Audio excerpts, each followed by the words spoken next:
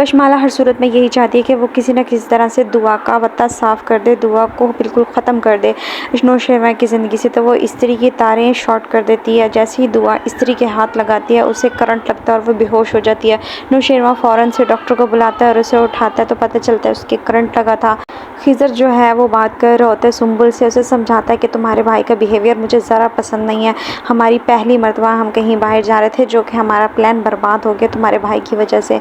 दुआ से उसकी फैमिली पूछती है कि तुम्हें किसी पर शक है, किसने किया? तो वो कह देती है कि नहीं ऐसी कोई बात नहीं है, लेकिन सब बहुत ही वोट लगाते हैं क्योंकि जब वो इस्त्री का कह के गई होती है नौकरानी से, लेकिन वो आती नहीं है। तो दुआ समझ जाती है सब कुछ कशमाला का करा धरा है।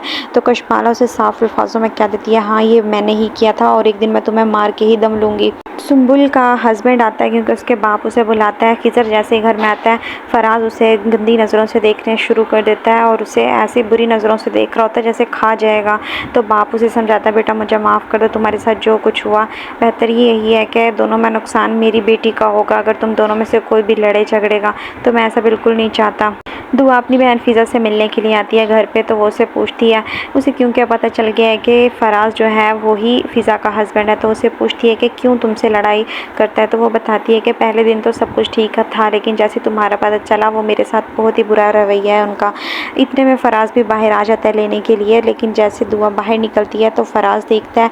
तो दुआ कहती है कि हाँ मुझे देख के परेशान क्यों हो गए, अब मैं वो दुआ नहीं रही जिसे तुम छोड़ आए थे गंदे मोहल्ले में पैसों की खातिर, लेकिन अब तुम अपनी खैर मनाओ। अगर मेरी बहन को ज़रा तकलीफ़ हुई तो तुम्हारा वो हशर करूँगी कि तुम याद करोगे। सुंबुल खिज़र से बात करती है तो वो कहता है कि तुम ये तो सिर्फ फ़िज़ा भाभी का ही वो है जो तुम्हारे भाई के साथ रह रही है, वरना कोई लड़की नहीं है जो इस तरह से अपनी बेइज्जती कराए। लेकिन सुंबुल को ये बात बर्दाश्त नहीं होती। वो फ़ौरन फ़िज़ा के पास जाती है और उसे कहती है कि आप जैसी ही लड़कियाँ होती हैं जो किसी और का घर भी नहीं बसने देती। फ़िज़ा बहुत शॉक्ड में आ जाती है कि ये भी बिल्कुल अपने भाई जैसी बातें करने लगी है।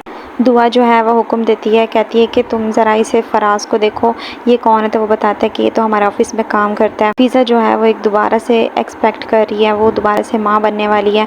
दुआ अचानक से आ जाती है फ़राज़ के ऑफिस में। तो वो कहता है कि तुम यहाँ पे क्या कर रही हो, यहाँ पे तमाशा बनाने की ज़रूरत नहीं है, तुम्हारा वरना वो हाल करूँगा, तुम याद रखोगी। तो वो बता देती है कि मैं नौशेरवां की बीवी हूँ।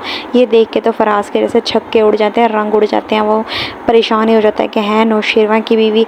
नौशेरवां दूसरी तरफ अपनी बीवी को समझाता है दुआ को कि तुम उस बंदे से दूर रहो। मुझे बहुत ही हैरत हो रही है कि आपके बाप ने क्या देखा कि उसके हवाले कर दिया फ़िज़ा को।